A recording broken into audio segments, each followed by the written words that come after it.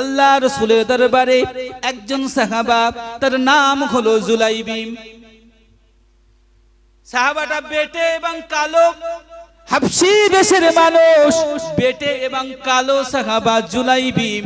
জুলাইবিমের বিয়ে হয় না, কেউ তাকে মেয়ে দেয় না। জুলাইবিম হারিয়ে গিয়েছিল। ছোটবেলায় হারিয়ে যাবার পরে আল্লাহ রসুলের কাছে এসে রসুলের কাছে বড় হয়েছে। জুলাইবিম কালো এবং বেটে সাহাবা। এই কালো আর বেটে সাহাবা দেখে মদিনার কোন সুন্দরী রমণী, মদিনার কোন মেয়েরা জুলাইবিমকে পছন্দ করে না। জুলাইবিম বিয়ের কোনো চিন্তা ভাবনা মাথায় রাখলো না।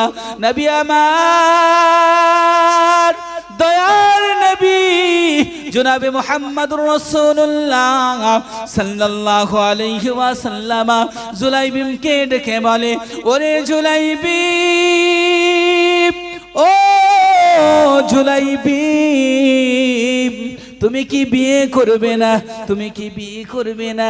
জুলাইবিম রাদিয়াল্লাহু তাআলা আনহু আমার নবীকে লক্ষ্য করে বলে, ইয়া রাসূলুল্লাহ, ইয়া হাবিবাল্লাহ, ও পয়গম্বরে আরবি, আমার বিয়ে কিভাবে হবে? আমি কালো বেটে, কোনো বংশ পরিচয় নাই, মদিনার কোনো মেয়ে আমার সঙ্গে বিয়ে বসতে রাজি হয় না। আল্লাহ রাসূল বলে, জুলাইবিম, ও জুলাইবিম, মদিনার সব থেকে সুন্দরী রমণীর সঙ্গে তোমার বিয়ে হবে।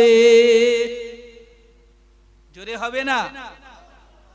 আল্লাহ রাসূল বলছে, মদিনার সব থেকে সুন্দরী রমণীর সঙ্গে তোমার বিয়ে হবে। জুলাইবিম অবাক হয়ে গেলেন, আল্লাহ, ইয়া রাসূলুল্লাহ, আমাকে কে মেয়ে দেবে?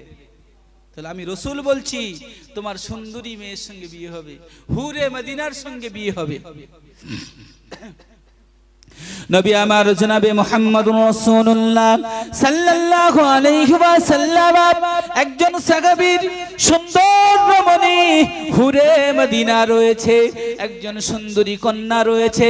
ওই সাহাবীকে লক্ষ্য করে বললেন, ওরে সাহাবা, ওরে আমার সাহাবা, আমি তোমার হুরে মদিনা তোমার কন্যাকে বিয়ে দিতে চাই, তোমার কন্যাকে বিয়ে বসাতে চাই। ওই সাহাবা শুনে মনে করলেন রাসূলুল্লাহ সাল্লাল্লাহু আলাইহি ওয়াসাল্লাম মনে হচ্ছে আমার মেয়েকে বিয়ে করবে। উনি খুশিতে বাগে বাগ হয়ে গেলেন, ইয়া রাসূলুল্লাহ, ইয়া হাবিবাল্লাহ, আপনি আমার মেয়েকে বিয়ে করবেন, আপনি আমার কন্যাকে বিয়ে করবেন।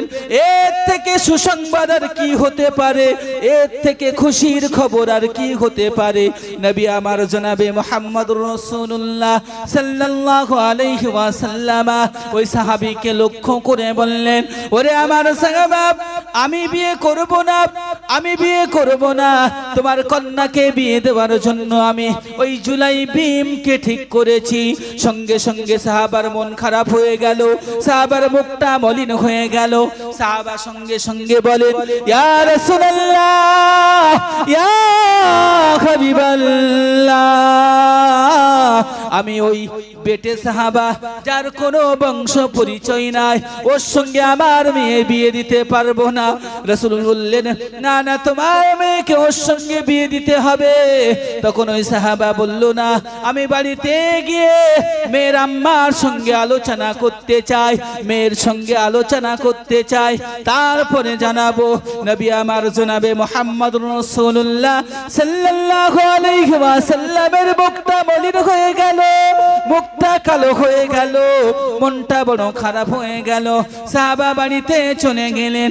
সাহাবা বাড়িতে যে তার ওয়াইফকে ডেকে, তার বিবিকে ডেকে বলে, বিবি রে, নবী আমার জনাবে মুহাম্মদুর রাসূলুল্লাহ সাল্লাল্লাহু আলাইহি ওয়াসাল্লাম আমার কন্যাকে বিয়ের কথা বলেছে। স্ত্রী আনন্দে আত্মহারা, আমার নবী আমার কন্যাকে বিয়ে করবে, এর থেকে আনন্দের সংবাদ আর কি হতে পারে? ওই সাহাবা বললেন, না না বিবি, না, আমার নবী বিয়ে করবে না, আমার নবী আমার কন্যাকে পছন্দ করেছে, পাত্র হিসেবে জুলাইবিমকে বিবি সঙ্গে সঙ্গে বলে না না না, ওই বেটে সাহাবা, কালো সাহাবা, যার কোনো বংশ পরিচয় নাই, ওই সাহাবার সঙ্গে আমার মেয়েকে বিয়ে দিতে পারি না। আমার মেয়ে হলো জগৎ সুন্দরী, আমার মেয়ে হলো হুরে মদিনা, ওই জুলাইবিমের সঙ্গে বিয়ে দেওয়া সম্ভব হবে না।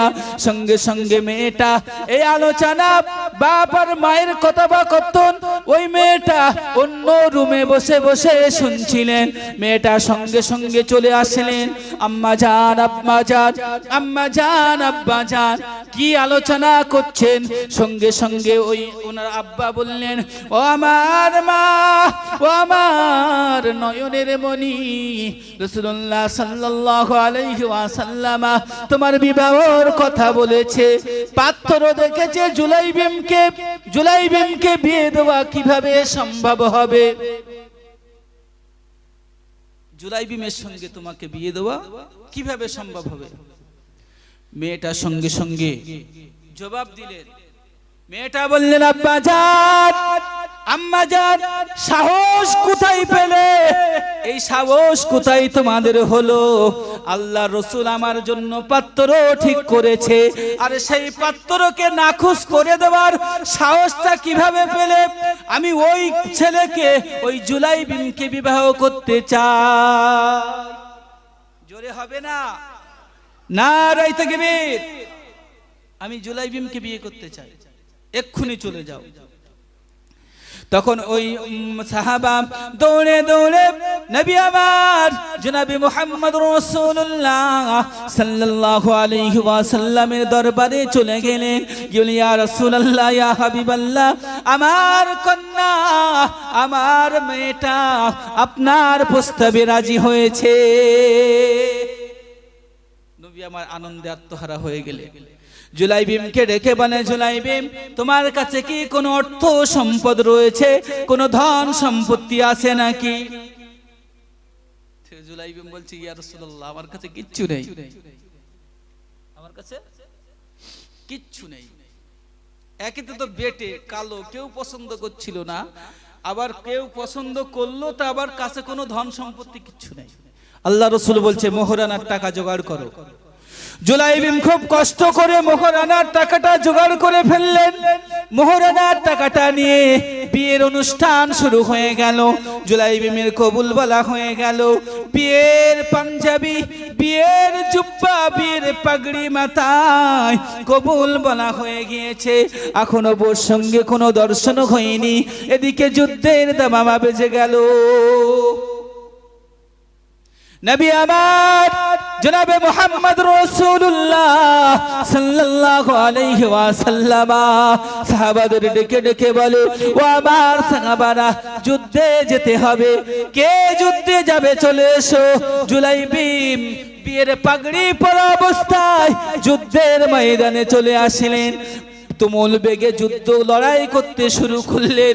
যুদ্ধের ময়দানে লড়াই করতে করতে জুলাইবিম যুদ্ধের ময়দানে শহীদ হয়ে গেলেন। যুদ্ধ শেষে নবী আমার জনাবে মুহাম্মদ রাসূলুল্লাহ সাল্লাল্লাহু আলাইহি ওয়াসাল্লাম জুলাইবিমকে খুঁজে পাওয়া যায় না। আল্লাহ রাসূল বলছে, আমার জুলাইবিমের লাশ কোথায়? সাহাবারা খুঁজে পায় না। আমার নবী বলে, জুলাইবিমকে খুঁজে বার করো।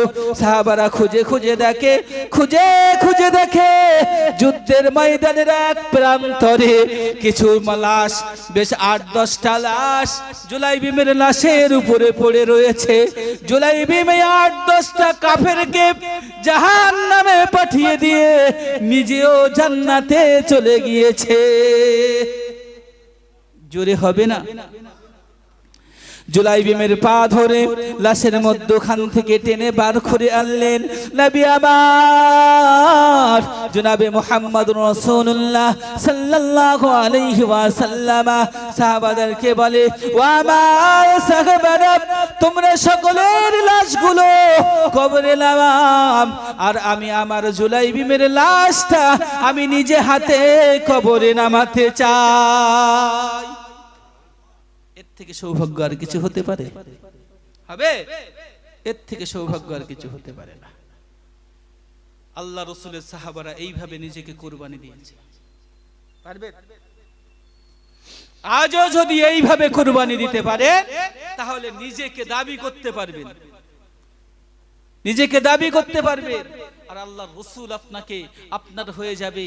আর আপনার আল্লাহর রসুল যখন আপনার হয়ে যাবে, মান আতা আর রসুল ফাকাদ আতা আল্লাহ, যে রসুলের ইতাআত করে, যে রসুলের ইতাআত করে, আল্লাহ সে যেন আল্লাহরই আল্লাহর অনুসরণ করে। তো যে রসুলের হয়ে যাবে আল্লাহ তার হয়ে যাবে। আল্লাহ যার হয়ে যাবে তার আর ঠেকাবে কে? ঠেকাতে কেউ পারবে? আমার যখন ফোরাবে দিন, আসবে গহীন রাতে, থেকো আল্লাহ জীবনে হয়ে চির সাথী, আসবে গহীন রাতে। আমার আমার বলে যখন কাউকে পাবো না, তখন আমার শূন্য হিয়ায় তুমি থেকো সান্ত্বনা, তুমি থেকো সান্ত্বনা। আখি আলো নিভে যেদিন মনে আলো দিয়ে, আসবে না কেউ এই দু চোখে একটু আলো নিয়ে। সেদিন আমার, সেদিন আমার, সেদিন আমার অন্ধ চোখে তুমি আলোর জ্যোতি, আসবে গহীন রাতি। জীবন নদীর দুকুল জুড়ে আসলে আমানিশা, থাকবে না আর ওই কবরে একটু আলোর দিশা। সেদিন আমার, সেদিন আমার, সেদিন আমার আধার গরে তুমি আলোর বাতি, আসবে গহীন রাতি। আমার যখন ফুরাবে দিন, আসবে গহীন রাতি, থেকো আল্লাহ জীবনে হয়ে চির সাথী, আসবে গহীন রাতি। বলুন আমিন।